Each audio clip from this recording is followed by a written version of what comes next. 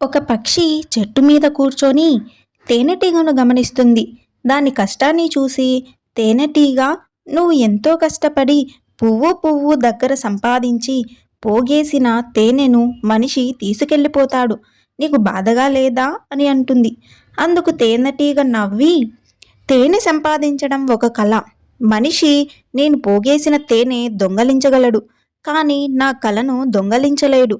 నేను మళ్ళీ సంపాదించగలను అనే నమ్మకం నాకు ఉన్నప్పుడు బాధపడి కాలాన్ని వృధా చేసుకోవడం అనవసరం అని సమాధానమిచ్చింది. మనకి మన మీద నమ్మకం ఉన్నప్పుడు ఎవరెన్ని మాటలన్నా మన టాలెంట్ మనకుంటుంది.